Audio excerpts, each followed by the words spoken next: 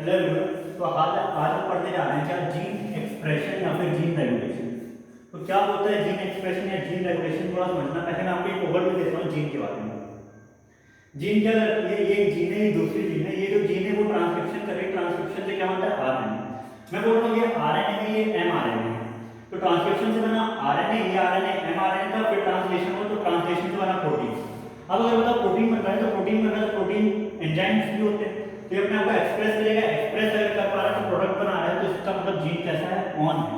हम इसको क्या बोलते हैं, जीन ऑन कंडीशन में। तो जीन ऑन या फिर स्विच ऑन है। ठीक, तो जीन ऑन है या स्विच ऑन है।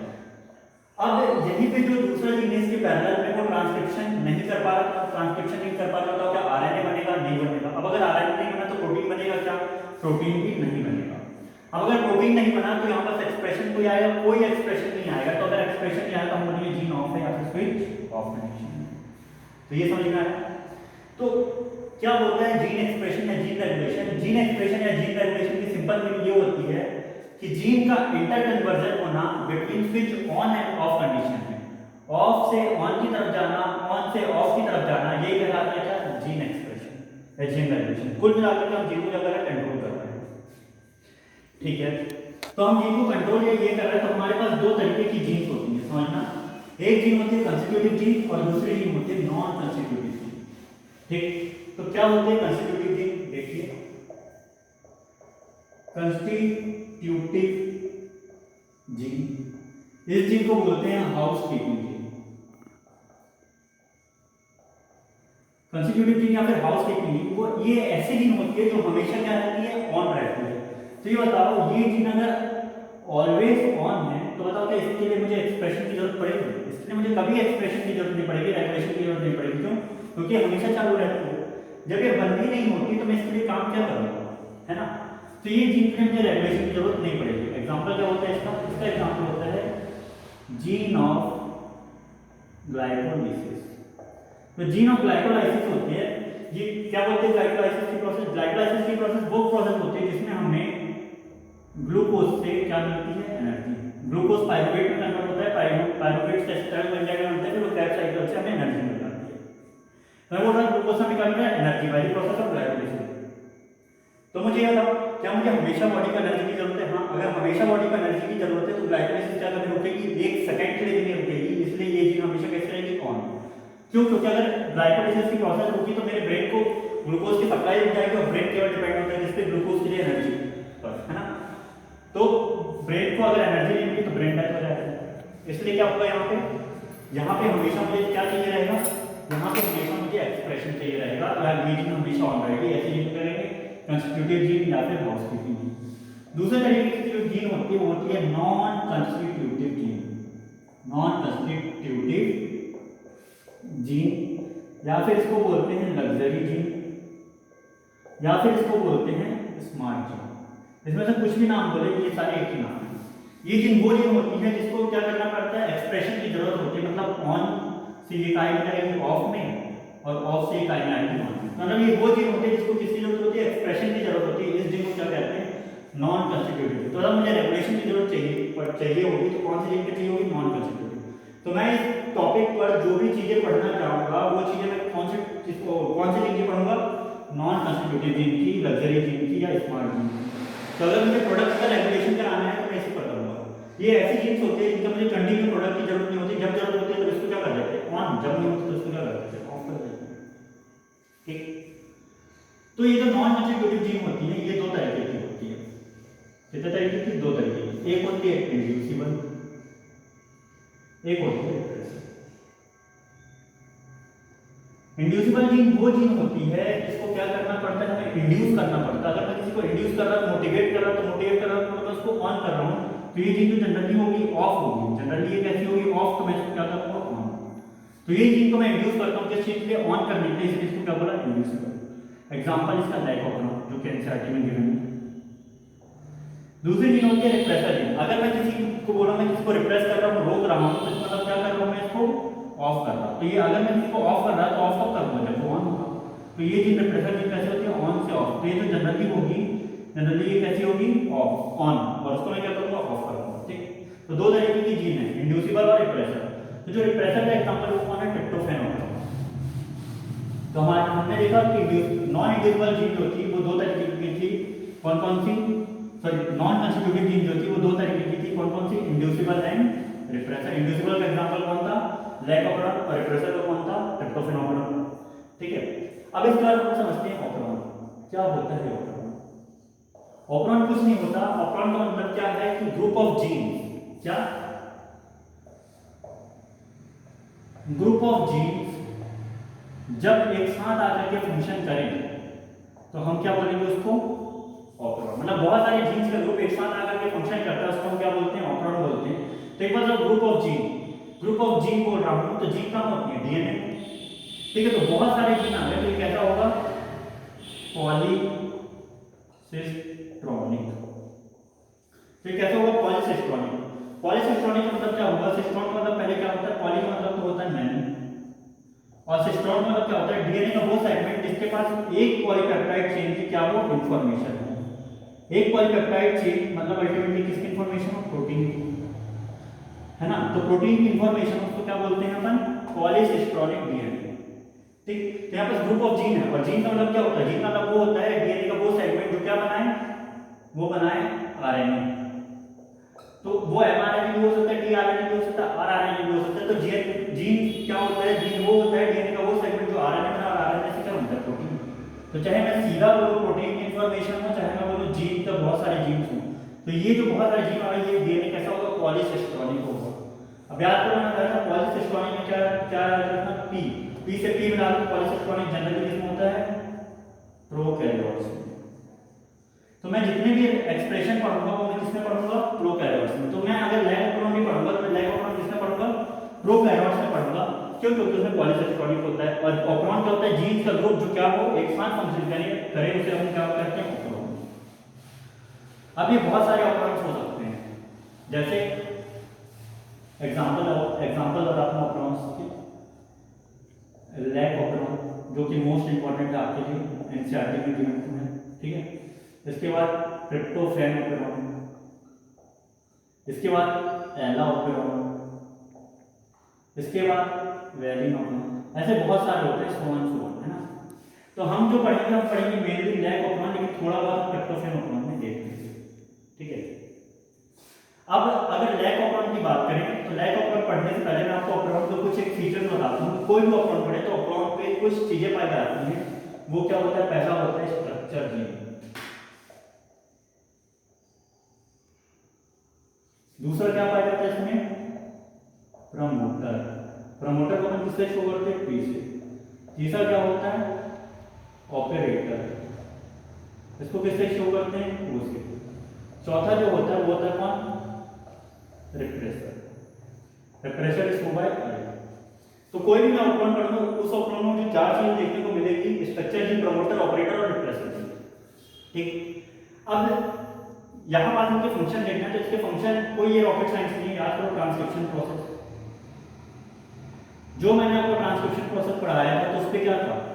ट्रांसक्रिप्शन था। ट्रांसक्रिप्शन में एक प्रमोटर था, स्ट्रक्चर जीन था और एक था टर्मिनेटर।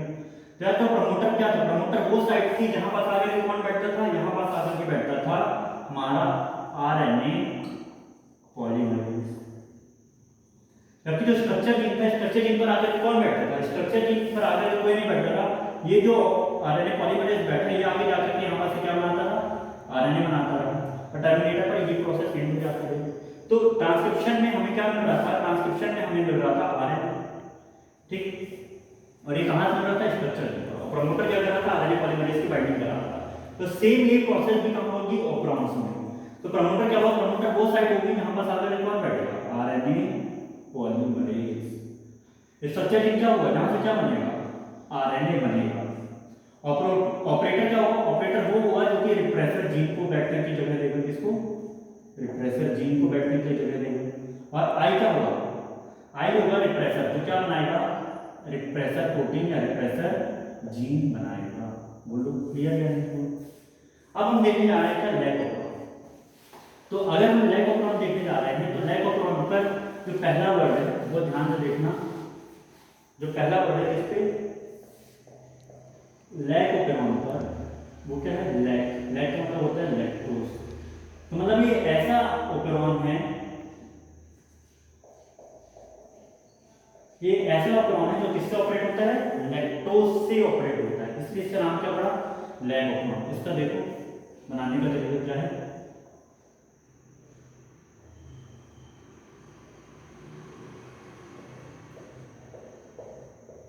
देखो आई क्या है, रिप्रेसर, ठीक है, प्रमोटर वो क्या है, ऑपरेटर, और जेड वाली ये तीनों क्या है, ये है स्ट्रक्चर। इसको याद करते हुए करनी है, पहला बॉक्स छोड़ो, आई बना दो, फिर एक बॉक्स छोड़ो, फिर लेटर लिख दो, फिर कंटिन्यू कर दो। तो आई पी ओ स्ट्रक्चर जी, आई पी ओ स्ट्रक्चर जी क्या करेंगे, इसको याद रखेंगे। कोई भी ऑप्रोन आ जाए आपको पहला बॉक्स खाली छोड़ना है, फिर पहला लेटर आई लिखना है, फिर बॉक्स छोड़ना है, फिर बी लिखना है, फिर ओ, और फिर जेड वाली स्ट्रक्चर। ऐसा मैं क्यों बता रहा हूँ, क्योंकि प्रीवियस ईयर क्वेश्चन जब करोगे तो प्रीवियस ईयर क्वेश्चन में यहाँ पर छुपा दिए भैया ये क्या होगा, ये छुपा दिए ये क्या होगा, ये छुपा दिए तो याद रखना है, इसलिए ये बताया जा रहा है, ठीक है।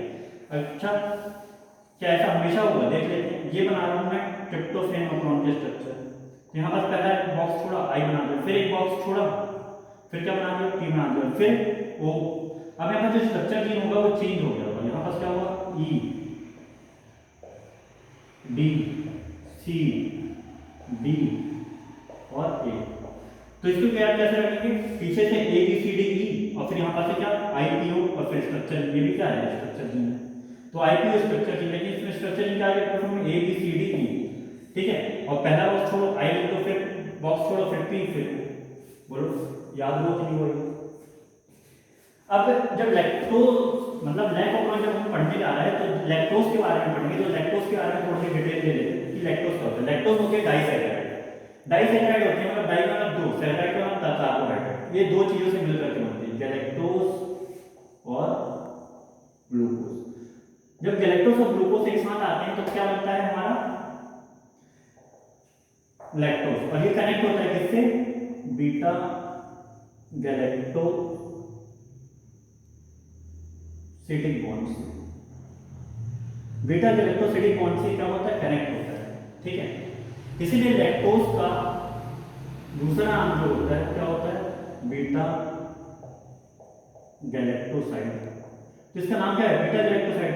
तो बताओ अगर मुझे इसे तोड़ना है तो तोड़ने के लिए एंजाइम आएगा, तो एंजाइम का नाम क्या होगा, बीटा गैलेक्टोसाइडेज। एज देखो किसी के भी आखिरी बेस लगाओ क्या होगा, उसमें होता है एंजाइम। तो बीटा गैलेक्टोसाइडेज वाले जो इसके बीच के बॉन्ड को तोड़ेगा तो गैलेक्टोज और ग्लूकोज अलग अलग हो जाएंगे, और ग्लूकोज से हमें क्या मिल जाएगी, एनर्जी मिल जाएगी, ठीक। तो ये तो क्या थी, इंफॉर्मेशन थी, जनरल इंफॉर्मेशन। अब हम क्या चलने जा रहा है, अब हम देख रहे हैं मैकेनिज्म ऑफ लैक ऑफ जब जो लैक्टोज होगी वो क्या होगी, एब्सेंट। तो लैक्टोज एब्सेंट है तो मतलब जीन कैसा होगा, ऑफ, ठीक है। तो देखो रिप्रेसर जो था, रिप्रेसर ने क्या बनाया, ट्रांसक्रिप्शन के थ्रू बनाया आरएनए, आरएनए से क्या बना, ट्रांसलेशन के थ्रू प्रोटीन। तो जो प्रोटीन था ये जाकर के बाइंड कर गया ऑपरेटर। अब अगर ये ऑपरेटर से जाकर के बाइंड कर गया तो ये आरएनए पॉलीमरेज को प्रमोटर पे बाइंड नहीं होने देगा। तो अगर ये प्रमोटर का बाइंड नहीं होने दिया तो क्या स्ट्रक्चर में ट्रांसक्रिप्शन होगा, नहीं होगा।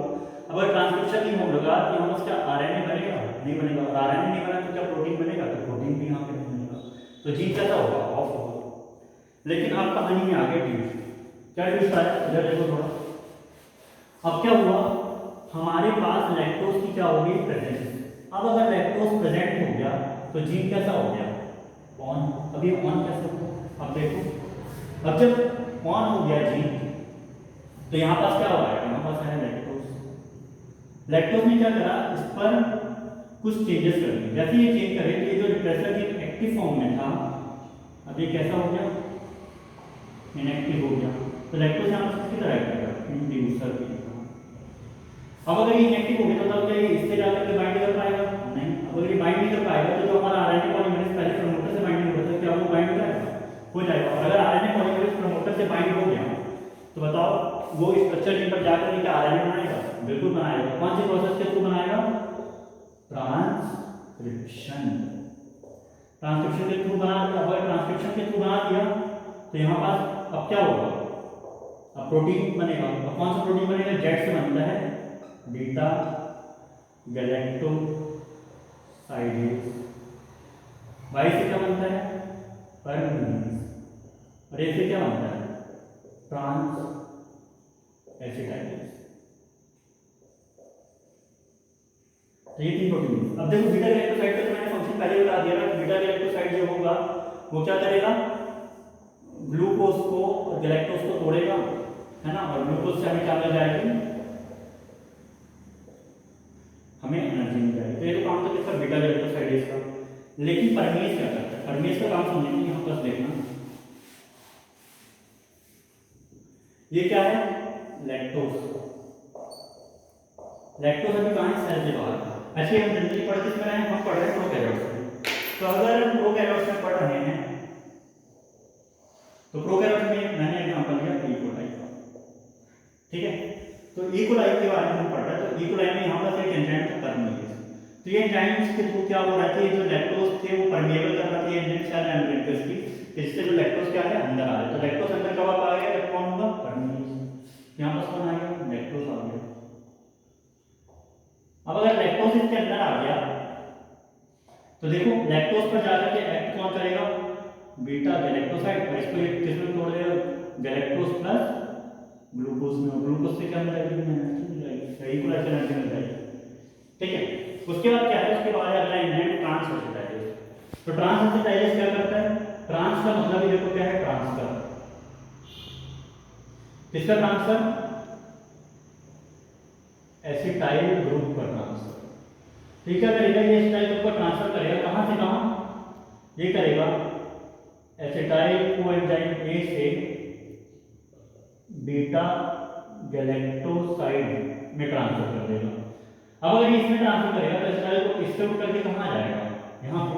तो जब वो इससे उठ करके यहां पे आ जाएगा तो यहां पर देखो कोएंजाइम में अकेला बचेगा और यहां पे कौन आ जाएगा, एसिटाइल। तो ये क्या बनेगा, एसिटाइल बीटा गैलेक्टोसाइड है, कोएंजाइम में अकेला हो जाएगा, ये काम बन जाएगा बीटा गैलेक्टोसाइड। अब इसके बाद ये तो ठीक है कि ये पूछ लेता है कि Z से क्या बन रहा, Y से क्या बन रहा, A से क्या बन रहा, तो ये याद रखना, ठीक है। इसके बाद इसका काम एक चीज और देखो, ये जो आई जीन वो पहले जब जीन ऑफ था तो भी ये ऑन थी, ये तब भी क्या बना रहे थे, प्रेशर जीन। अभी जीन ऑन है तब भी ये बना रहे हो। तो इसमें केवल जो आई जीन होती है, ये जीन कैसे होती है, कंस्टिट्यूटिव जीन। बाकी जितनी जीन है कैसे non constitutive luxury smart gene. वो लोग समझना है नहीं आया। इसके बाद देखो अगला सवाल क्या आता है, अगला सवाल ये आता है कि भैया ये लैक ऑफ ऑन कब होगा। तो ये ऑन तभी होगा जब क्या हो, जब बॉडी में ग्लूकोज की कमी हो। ग्लूकोज की कमी होगी तभी ये ऑन होगा। भले लैक्टोज कितना भी ज्यादा है बॉडी में उससे फर्क नहीं पड़ेगा, ये तभी ऑन होगा जब क्या होगा, ग्लूकोज की कमी। जब कभी भी ग्लूकोज की कमी होगी तो लैक ऑफ ऑन क्या हो जाएगा, ऑन हो जाएगा, है ना। उससे फर्क नहीं पड़ेगा चाहे लैक्टोज कितना भी ज्यादा है। तो हमेशा किसके साथ जाना है, पहले ग्लूकोज के साथ, क्योंकि ग्लूकोज की कमी तभी हमें बीटा गैलेक्टोसाइडेज की जरूरत पड़ेगी, क्योंकि हमें लैक्टोज से क्या लेना है, लैक्टोज से हमें लेना है क्या, ग्लूकोज, और ग्लूकोज से हमें क्या लेना है, एनर्जी। तो अल्टीमेट हमारा टारगेट है एनर्जी पहुंचाना ज़्यादा से ज़्यादा। तो तभी होगा कब, जब हमें एनर्जी की जरूरत होगी, और एनर्जी की जरूरत होगी तो हमें लैक्टोज से लेना देना नहीं है, हमें तो ग्लूकोज से। तो क्योंकि पहली डिमांड हमें एनर्जी की किससे पूरी करते हैं, ग्लूकोज से। तो जब ग्लूकोज की कमी होगी तब लैक्टोज के ऊपर हम जाएंगे, ठीक है। तो लैक्टोज की जब क्या होगी, कमी होगी, सॉरी ग्लूकोज की जब कमी होगी तभी क्या होगा, लैक ऑफ ऑन होगा, नहीं तो नहीं होगा। तो हमेशा आंसर टिक करना है, तो किसके बेसिस पर करना है, ग्लूकोज के बेसिस पर करना है। That's all about lack of on. Thank you.